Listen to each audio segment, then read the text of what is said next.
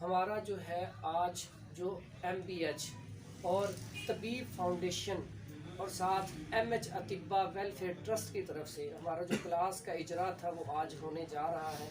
پہلا دن ہے، پہلی کلاس ہے. تو یہ انشاءاللہ ہم اللہ کے پاک نام سے سٹارٹ کریں گے. سب سے پہلے تلاوت قرآن مجید، اس کے بعد انشاءاللہ آگے باقاعدہ کلاس کا آغاز ہو جائے گا. تو سب سے پہلے تلاوت کرتے ہیں، اس کے بعد آگے انشاءاللہ کلاس کا اجرا کریں گے. اعوذ باللہ من الشیطان الرجیم، بسم اللہ الرحمن الرحیم.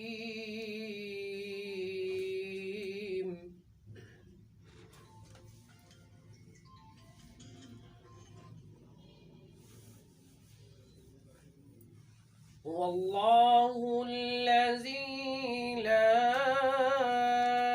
الہ الا هو عالم الغیب والشہادة هو الرحمن الرحیم. هو اللہ الذی لا الہ الا هو الملك القدوس السلام المؤمن المهيمن العزيز الجبار المتكبر. سبحان اللہ عما يشركون. واللہ الخالق البارئ المصور له الأسماء الحسنى يسبح له ما في السماوات والأرض وهو العزيز الحكيم. صدق اللہ العظیم. اس کا ہم نے اجرا کیا، آج آغاز کیا اللہ تعالیٰ کے پاک نام سے.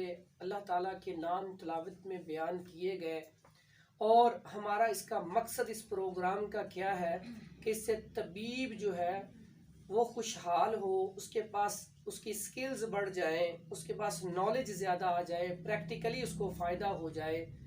تو انشاءاللہ کوشش کریں گے ہم لوگوں کا فائدہ کریں. آج ہمارے پاس جو ہمارے مہمان خصوصی ہیں ان میں پروفیسر حکیم اسحاق سلطان صاحب لاہور سے، اور اس کے علاوہ پروفیسر حکیم خلیل صاحب وہ بھی لاہور سے تشریف لائے ہیں. وہ ہمارے ساتھ انشاءاللہ گفتگو کریں گے آج کے موضوع کے حوالے سے. تو میں بغیر ٹائم ضائع کیے پہلے اپنے مہمان کو دعوت دیتا ہوں. پروفیسر حکیم اسحاق سلطان صاحب وہ آئیں اور اس ایک تو تھوڑا سا 2-3 منٹ کا تعارف اس کلاس کے حوالے سے بتائیں کہ اس کے کیا فوائد ہوں گے اور یہ کام کیسا ہے. اس کے بعد وہ اپنا جو ان کا آج کا لیکچر ہے وہ دیں گے. آپ سب لوگ جتنے بھی اس کو سن رہے ہیں، دیکھ رہے ہیں یا سامنے بیٹھے، تو یہ اس کو نوٹ بھی کریں، اپنی نوٹ بک پہ لکھیں بھی. اتنی ضروری چیزیں ہیں جو آپ کے کل کو کام آئیں گے. تو آپ کی بھرپور انداز میں آپ نے ویلکم کرنا ہے. ہمارے سامنے آتے ہیں پروفیسر حکیم اسحاق سلطان صاحب. نحمدہ و نصلی علی رسولہ الکریم، اما بعد، فاعوذ باللہ من الشیطان الرجیم. بہت خوشی ہوئی کہ ہمارے دوست پروفیسر فرحان صاحب نے اس کلاس کا آغاز کیا، اور یہ بہت ہی اچھا مقصد ہے، اور میری کوشش ہوگی کہ آئندہ بھی آپ کے ساتھ میٹنگ سر رکھی جائے. دراصل اس سے بتا رہے تھے پروفیسر، ہم بہت کوالیفائی تو کر لیتے ہیں طب کے اندر، لیکن ہمارے پاس وہ اسکل نہیں ہوتے، وہ ایکسپیرینس نہیں ہوتا جس کی بنیاد پر ہم اپنے مطلب کو اچھی طرح سے رن کر سکیں. میں سمجھتا ہوں کہ جو کوالیفائڈ اور ایکسپیرینس لوگ ہیں جن کو پریکٹس کرتے ایک عرصہ دراز گزر گیا ہے، اللہ تعالیٰ نے ان کو ایک اسکل دیا ہے، اور ان کا فرض بنتا ہے کہ اپنے اسکل کو اپنی نئی نسل میں ٹرانسفر کر سکیں، تاکہ وہ بھی ایک اچھے طبیب بنیں، اس ملک کی خدمت کر سکیں، اور طب جو ہے वो भी फ़रोग़ पाती जाए। उसी कड़ी का माशाअल्लाह इन्होंने ये सिलसिला शुरू किया है। मैं ख़ास तौर पर तहे दिल से इनका शुक्रगुज़ार हूँ कि इतने अच्छे काम का आगाज़ इन्होंने किया, और अल्लाह ताला इन्हें मज़ीद तौफ़ीक़ दे कि इससे भी बेहतर इस स्टेप की खिदमत कर सकें और उसको आगे लेके चल सकें। जहाँ तक हमारी ज़रूरत है, इंशाअल्लाह हम इस फ़न के लिए अपना तमाम कीमती वक़्त देंगे, आप लोगों की को एक अच्छा नॉलेज शेयर करेंगे, अपना पूरा एक्सपीरियंस देंगे। एक वक़्त था कि लोग अपने इल्म को छुपाया करते थे, लेकिन मैं ख़ास तौर पर शिद्दत से इस चीज़ को महसूस करता हूँ कि इस इल्म को छुपाना नहीं चाहिए। जो चीज़ खुदा ने तुम्हें अता की है वो लोगों के लिए है, उसको बांट दो। कल जब तुम खुदा के सामने दो तो तुम सुरखरू हो और बड़े आइज़ाना अंदाज में कह सके, अल्लाह तुझने मुझे अता किया था, मैं तेरे लोगों में बांट के आया हूँ। अल्लाह ताला हम मेरी ये कोशिश भी मंजूर करे। तो आज जो मैं आपसे बात करना चाहता हूँ कि तबीब जो है वो ज़्यादा मशहूर हैं कि वो गर्मी का इलाज बहुत अच्छा जानते हैं। गर्मी से मेरी मुराद ये है, यहाँ पर आज जो मैं आपसे टॉपिक बात कर रहा हूँ वो जरकान है। जरकान के बारे में तबीब जितने भी हैं बहुत अच्छे इलाज तो करते हैं, लेकिन दरअसल उसकी बेसिक जो पैथोफिजियोलॉजी है उसके बारे में बहुत कम जानते हैं। तो मैं आपको बताता हूँ कि आमतौर पर हमने किताबों में यही पढ़ा कि जिगर जो है वो सफरा पैदा करता है और पित्ते के अंदर स्टोर करता है। नहीं दोस्तों, ऐसा नहीं है, ये बड़ा मिसकंसेप्ट है कि जिगर सफरा पैदा करता है, ऐसा नहीं होता। बल्कि जिगर जो है वो तो खून से सफरा को फिल्टर करता है। जैसे कि गुर्दे के बारे में कहा वो पेशाब बनाते हैं, लेकिन अब तहकीक है पेशाब नहीं बनाते, वो तो खून से पेशाब को फिल्टर करते हैं और जिस्म से खारिज करते हैं। सफरा कैसे बनता है? जब भी हम किसी मरीज़ को चेक करवाते हैं, उसको जरकान हो गया ख़ास तौर पर, तो हम देखते हैं कि रिपोर्ट में सबसे पहले लिखा होता है टोटल बिलीरुबिन, यानी बिलीरुबिन की पूरी मिकदार कितनी है। तो फिर उसके सब क्लास में क्या लिखा होता है, अनकॉन्जुगेटेड बिलीरुबिन और कॉन्जुगेटेड बिलीरुबिन, यानी डायरेक्ट बिलीरुबिन और इनडायरेक्ट बिलीरुबिन के। ये बेसिकली जरकान के अंदर इस चीज़ को हम देखते हैं। फिर उसके नीचे लिखा होता है जिगर के कुछ एंजाइम्स होते हैं, जिसमें SGPT है, SGOT है और फिर अल्कलाइन फास्फेट है। इन्हें ट्रांसफेरेज जिसे हम कहते हैं, SGPT SGOT, ये बेसिकली जिगर के एंजाइम्स होते हैं जो जिगर के खुलियात में पैदा होते हैं, और जब जरकान होता है तो ब्लड के अंदर इसकी वैल्यू बढ़ जाती है। तो जरकान, जब हमने कहा कि ये बिलीरुबिन है क्या दोस्तों, दर हमारे जिस्म के अंदर करीब 800 ml से 1000 ml तक डेली जो है वो सफरा पैदा भी होता है और जिस्म से अखराज भी पा रहा होता है। अब जो हमारे जिस्म के जो सफ़ेद खुलियात हैं, जिसे हम सुर्ख ज़र्रात जिसे हम RBCs कहते हैं, उनकी अपनी नॉर्मल लाइफ जो है वो 120 डेज होती है। जिस वक्त वो अपनी लाइफ को पूरी कर लेते हैं तो वो टूट फूट का शिकार हो जाते हैं, और उनके टूटने के तौर पे एक मादा पैदा होता है जिसे हम बाइल पिगमेंट्स कहते हैं, और ये बाद में अनकॉन्जुगेटेड प्रोटीन के साथ मिलकर अनकॉन्जुगेटेड बिलीरुबिन की शक्ल इख्तियार कर लेता है। ये अनकॉन्जुगेटेड बिलीरुबिन जैसे दरअसल एक फुजला है, जैसा पेशाब एक फुजला है, पखाना एक फुजला है, उसे जिस्म से खारिज होना चाहिए। उसको अब जिस्म को उसकी ज़रूरत नहीं रही, अगर जिस्म में वो रुक जाएगा तो बहुत सारी बीमारियां पैदा कर लेगा। इसी तरह ये जो अनकॉन्जुगेटेड बिलीरुबिन है, ये जिस्म के लिए एक फुजला है, इसे जिस्म से खारिज होना चाहिए। अगर ये जिस्म में इसकी नॉर्मल वैल्यूज है उससे बढ़ जाता है तो ये बहुत सारी अमराज पैदा करते हैं, और ख़ास तौर पर उसमें जो जरकान है, पीला जिस्म कहते हैं, वो होता है। अब इसको जिस्म से खून से खारिज करने के लिए कौन काम करता है, जिगर के एंजाइम्स काम करते हैं जिसे हम हेपेटोसाइट्स कहते हैं। लेकिन ये उस वक्त खून से जज़ब भी होगा, खारिज भी होगा, जब ये हाल पजीर हालत में हो जाए। अनकॉन्जुगेटेड ऐसी बिलीरुबिन है जो कि गैर हल पजीर होती है, और जब गैर हल पजीर होती है तो वो गुर्दों से खारिज भी नहीं हो सकती क्योंकि बिलीरुबिन को जिस्म से खारिज करना सिर्फ गुर्दों का काम होता है। कब खारिज होगा, जब ये हल पजीर शक्ल में आ जाएगी। और हल पजीर कैसी होगी, हमारे जिगर एक एंजाइम्स पैदा करता है जिसे हम TBU2 कहते हैं, मुख्तलिफ इसके नाम है बारकर, जिसमें इसका नाम है, उसको कन्वर्ट करता है। जब वो कन्वर्ट हो जाता है तो फिर जिगर के एंजाइम हेपेटोसाइट्स वो इसको वहाँ से फिल्टर करते हैं, और जिगर के अंदर जो इसकी नाली हैं, सफरावी नाली हैं, उसमें से पास होता है और फिर ये पित्ते में स्टोर हो जाता है। बुनियादी तौर पर इसकी 3 अक़साम होती हैं।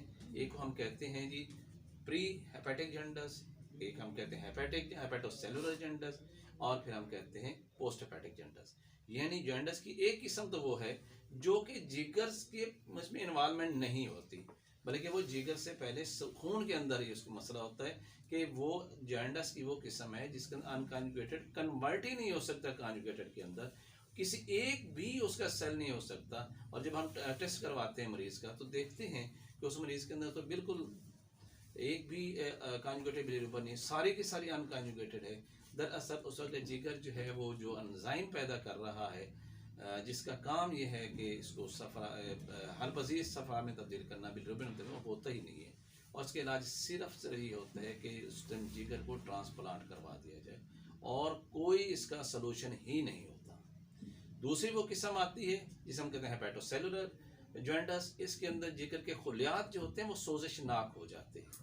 ان میں یہ ہوتے انکانجوگیٹڈ بلیروبن کانجوگیٹڈ بلیروبن میں تبدیل تو ہو گئی، لیکن اب وہ اخراج نہیں پا رہے، سوزش کی وجہ سے خارج نہیں کرتے، تو پھر یہ ایسا خون میں شامل ہونا شروع ہو جاتی ہے.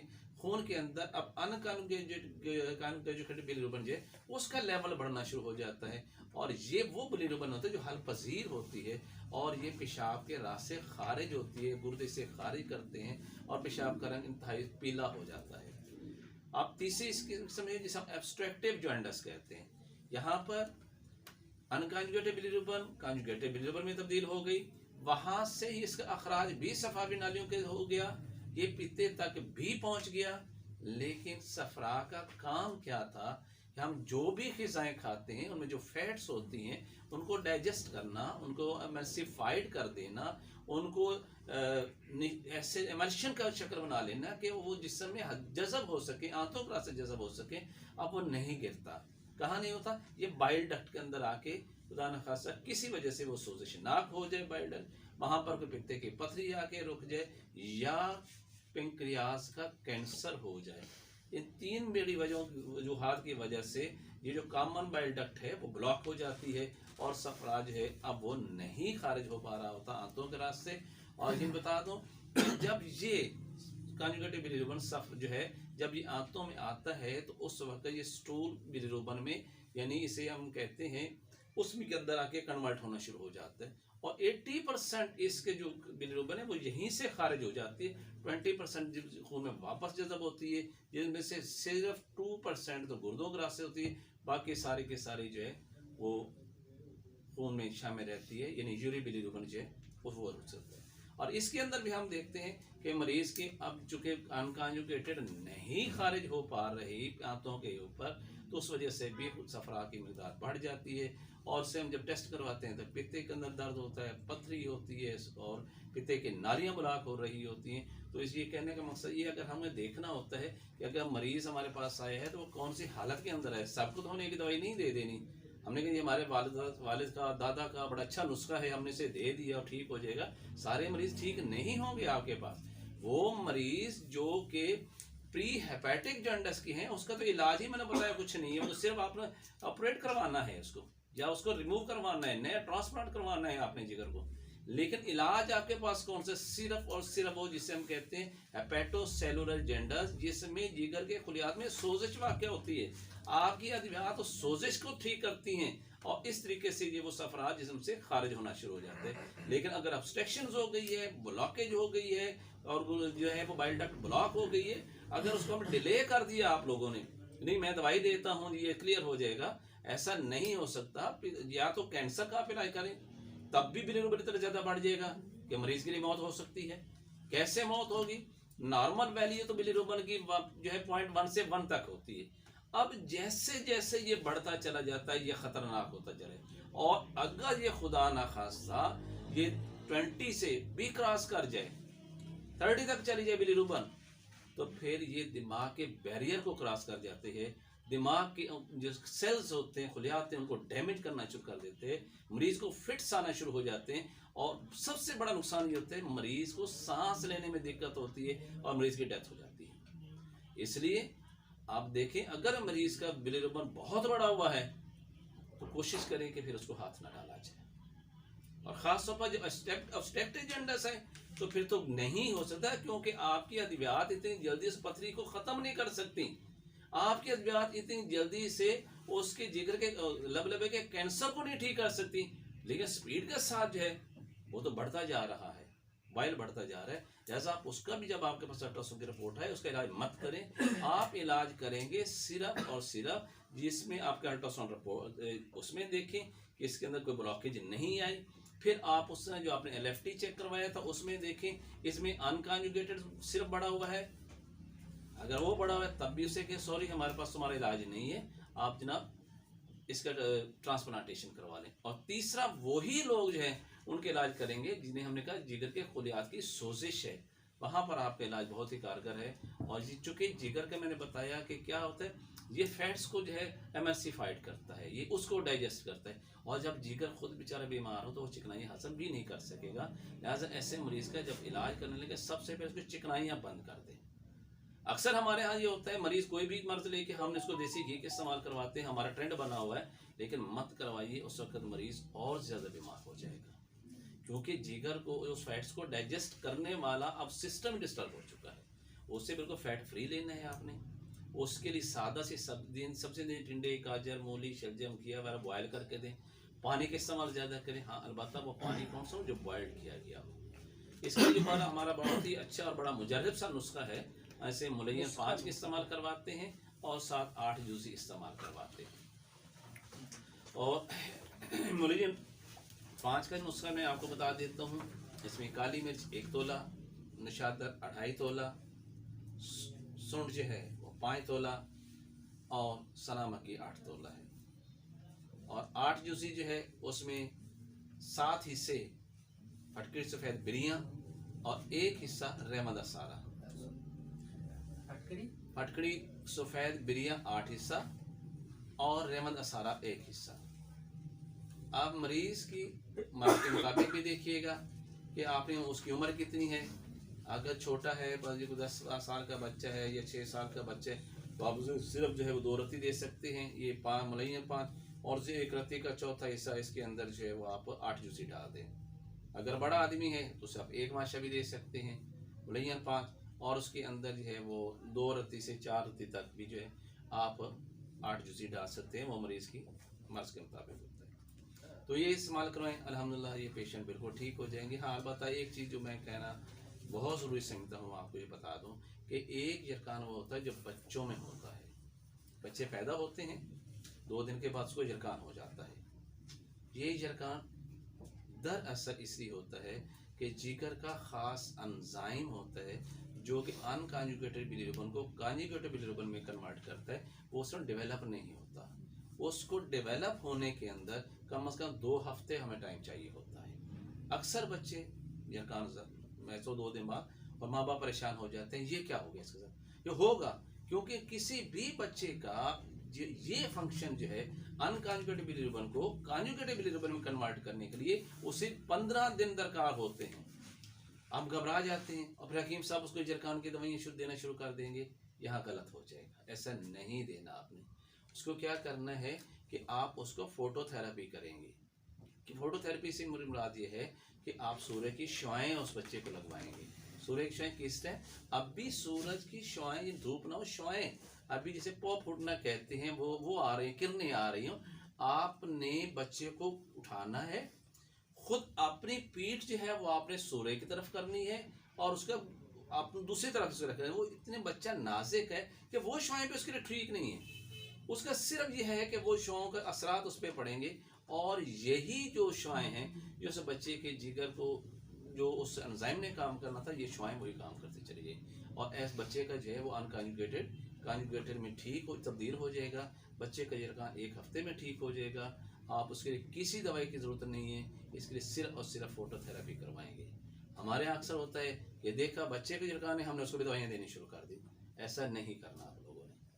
तो मज़ीद इसके बारे में अगर कोई आपका सवाल हो तो। जी एक सवाल है जी, आपने वो जो नुस्खा बताया अक्सीर जिगर, जी वो एक तो दोबारा लिखवा दें। मैंने मुलैयन 5 दफ़ा, इसके अलावा मैं जो अक्सीर जिगर भी इस्तेमाल करवाता हूँ। काली मिर्च नशादर, काली मिर्च 1 तोला, नशादर 2.5 तोला जी, नशादर 2.5 तोला, सुंड 5 तोला जी, और सना मक्की 8 तोला। और सर फटकड़ी बिरियानी, फिटकी बिरियानी दूसरा नुस्खा है, नुस्खा नंबर 2, उसको हम 8 जूज़ी कहते हैं। उसमें है फिटकड़ी बिरियानी जो है वो 7 हिस्सा और रहमद असारा 1 हिस्सा। जो समझ ना आए वो नुस्खे बाद में ये बेहतरीन नुस्खा है, मेरा बारहा का मुजर्रब नुस्खा है, और अल्हम्दुलिल्लाह कोई भी मरीज़ आज तक मेरा से जो ठीक ना हुआ हो। इसके अलावा हमारे हुक्मा कहते हैं कि ये गर्मी का मर्ज है, ठीक है, माना जी गर्मी का मर्ज है, लेकिन इसके फैलने की एक वजह भी होती है, ये एक बैक्टीरियल इन्फेक्शन होती है। ये मेरे तजर्बे की बात है। ये बैक्टीरिया क्या होता है, वो या तो खुराक के रास्ते फैलता है, या फलों के रास्ते फैलता है, या सब्जी के रास्ते फैलेगा, या पानी के रास्ते पे। जब उसके अंदर ये बैक्टीरिया शामिल हो जाएगा, जब ये आपके जिस्म में जाएगा तो ये फिर आपके जिगर के मैदा से डायरेक्ट खून में, या खून से आपके जिगर के फुलियात में चला जाएगा। अब इससे बचना क्या है, ग़िज़ाएं तो हमने कर ली, इस मरीज़ का जूठा मत खाइए जब तक ये ठीक ना हो जाए। मज़ा है, घर में है, बर्तन इस्तेमाल हो रहे हैं, बाज़ का खाना खाने में बैठा, खाना उसने पानी पिया, आधा गिलास पड़ा था, हमने पी लिया, बैक्टीरिया आपके अंदर चला गया। अब आपको जरखान होना ही होगा। उसकी चम्मच इस्तेमाल करें, उसका प्लेट इस्तेमाल करें, उसे चावल खा रहा तो छोड़े, आपने वो खाने शुरू कर दिए, मत कीजिएगा ऐसा। मैंने एक घर में 10-10 अफराद को जरखान ज़दा होते देखा है। एक को जरखान था, बाकी फैमिली ने परहेज नहीं किया, मौलवी ने परहेज नहीं बताया, वो सारे के सारे जरखान के मरीज में शिकार हुए। आप इस बात को, ठीक है ये गर्मी का मर्ज है, मानता हूं मैं, लेकिन साइंस ने कुछ और इसको प्रूव किया है। अब मैंने इसको प्रैक्टिकल करके देखा है, तो फिर हमें इसको अपने जो है के अंदर शामिल कर लेना चाहिए। जब एक चीज़ प्रैक्टिकल आपके सामने, आप चाहे कैसे नहीं मानेंगे। इसलिए आप जब भी मरीज जरखान के मरीज को परहेज बताएं, साथ ये ज़रूर बताना है आपने ये परहेज भी करना है, कि आपके घर वालों ने करना है। जहाँ आप उसको फ़िज़ाई परहेज बता रहे हैं, वहाँ आप उसको ये प्रिकॉशन भी बतानी है आपने। फिर मरीज़ को क्या करना है कि आप ज़्यादा दूर में मत जाए, आप वो ज़्यादा चले फिरे नहीं, क्योंकि उसको वीकनेस बहुत ज़्यादा होती है, उसके लिए थार्जी कितनी, वो चल ही नहीं सकता, उसकी भूख नहीं लगती है, उसे वो खाता कुछ है, उसको ज़्यादा अंदर हाथ से कुछ नहीं होता। जब हमने ये दवाई दी, जैसे जैसे उसका बिलीरुबिन नॉर्मल होता चला गया, उसका भूख भी बेहतर होती चली जाएगी। ये मरीज़ को उल्टी आना शुरू होती है, कहते हैं मेरा दिल ख़राब हो रहा है, आप उसका अनार का जूस इस्तेमाल करवाइए, जवारिश अनारैन का उसको इस्तेमाल करवा ली, उससे उल्टी वगैरह बिल्कुल ख़त्म हो जाएगी। वो कहते हैं कि मुझे बुखार भी कुछ लोगों को है, तो फिर आप उसका करंजवे का इस्तेमाल करवा लीजिएगा। सफ़ूब मगज़ करंजवा है या मुलय्यम 2 जिसम कहते हैं, आप सिंपल करंजवा इस्तेमाल करवाइए, उसका बुखार उतर जाएगा। आपने एलोपैथी दवाइयों की तरफ नहीं जाना, आपको पूरा कमांड होनी चाहिए मरीज़ के क्या क्या सिम्टम आपके पास आ रहे हैं, आप उसके मुताबिक दें। पेशेंट हमारे पास से कहते हैं जी मुझे खारिश बहुत होती है, हमने कहा तो कुछ सब्र करें, जैसे जैसे ये बिलीरुबिन क्लियर होता चले जाए, खारिश खत्म हो जाए। अक्सर मरीजों को खारिश होती है, हाँ ये उसे बताइए। आज मेरे पास आए, आपको जरखान हल्की सी आंखें पीली थी, फिर क्या हुआ, नेक्स्ट टाइम तो आंखें और ज़्यादा पीली हो चुकी है। भाई हमने बताना है कि ये प्रॉब्लम है, इसको ऐसे ऐसा ठीक होना है, आपका जिगर काम करना शुरू, लेकिन 3 हफ्ते 4 हफ्ते 2 हफ्ते ये 100% क्लियर हो जाता है। उसके बाद मरीज़ का LFT ज़रूर चेक करवाइए। मैं किसी मरीज़ का भी इलाज करता हूँ, लाजमी तौर पर पहले भी करवाता हूँ और इलाज के बाद भी उसका LFT चेक करवाता हूँ, ताकि पता चल सके कि मरीज़ ठीक हो गया। अगर वो मरीज़ की बिलीरुबिन नॉर्मल ठीक हो गई, अगर उसका एंजाइम्स बढ़े हुए हैं, एसिडिटी बढ़ गए, तो फिर हमें सोचना पड़ेगा कि ये मरीज़ को इसके साथ कहीं वायरल इन्फेक्शन तो नहीं थी। फिर हमें हेपेटाइटिस B और C के भी टेस्ट करवाने पड़ते हैं। अगर हेपेटाइटिस B और C का टेस्ट है और खुदा न खास्ता उसको पीला भी हो गया, तो हमने ये आम हालात में, लेकिन ये तो उसमें हमें पहले इलाज कर, फिर भी अगर ऐसा हुआ है कि उसके एंजाइम्स बढ़े हुए हैं, तो फिर आप वायरल इन्फेक्शन चेक करवा लें। लेकिन ये बता दूं कि जो लोग हेपेटाइटिस B और C के पेशेंट होते हैं, एट द एंड ये होता है वो फिर पीला जरखान उनमें आया करता है। कैसे आता है, उसकी क्या वजूहात होती हैं, इंशाल्लाह जब नेक्स्ट हमारा कोई टॉपिक हेपेटाइटिस के ऊपर होगा तो इसके बारे में फिर आपको वजाहत से बताया जाएगा, और पूरी इसकी हिस्ट्री, इसके रूट काज को आपको बताया जाएगा। ऐसा क्यों होता है कि इस मरीज़ को पेट में पानी क्यों पड़ता है, इसकी आंखें पीली क्यों हो रही हैं, इसको खून की उल्टियाँ क्यों आ रही हैं, इसके नाक से खून क्यों आ रहा है, इसके प्लेटलेट्स क्यों कम हो गए, ये सारा तफसील से बताया जाएगा। लेकिन आज का जो चूँकि हमें बताया ही नहीं गया कि आपकी क्या टॉपिक होनी है, अगर बताया जाता तो हमको बेहतर अंदाज में आपको बताते भी सही। खैर इसमें कुछ मिस्टेक्स भी हुई होंगी, ज़ाहिर है बगैर प्रिपरेशन के अगर कोई भी प्रोफेसर जाकर लेक्चर डिलीवर करेगा तो कहीं आए बाएँ शायद तो करेगा। ग़िज़ाई परहेज़ बेटा मैंने आपको बताया, आपने इसको फैट सबसे पहले तो बंद कर देनी, अल्कलाइन डाइट देनी है। आपने उसे टिंडे, गाजर, मूली, शलजम, घिया तोरी, दाल मूंग की पतली सी हल्की सी काली मिर्च डाल के उनसे किसी चम्मच से खा ले बॉयल करके।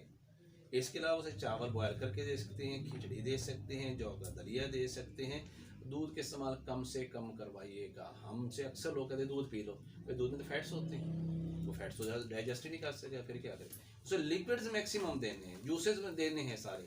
انار کا دے سکتے ہیں، سیب کا دے سکتے ہیں، مالٹے کا دے سکتے ہیں، آپ اس میں سے دیں، لیکن گرم ڈرائی فروٹس تو بالکل نہیں دیں گے آپ کسی بھی صورت کے اندر. پانی دینا ہے، بوائلڈ دینا ہے آپ نے، دوسرا پانی نہیں دینا. اینی کویسچن مور؟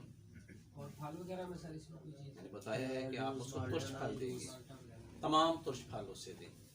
اس سے کیا ہوگا کہ اس مریض کی جو گھبراہٹ ہوتی ہے نا، یہ جرخان ہوتے ہیں، گھبراہٹ بہت زیادہ ہوتا ہے گرمی کی وجہ سے، تو اس کو ذوف بھی شکایت ہو جاتی ہے. تو انار دینے سے اس کے دل کو طاقت بھی ملے گی اور وہ ٹھیک بھی ہوتا چلا جائے. Any question?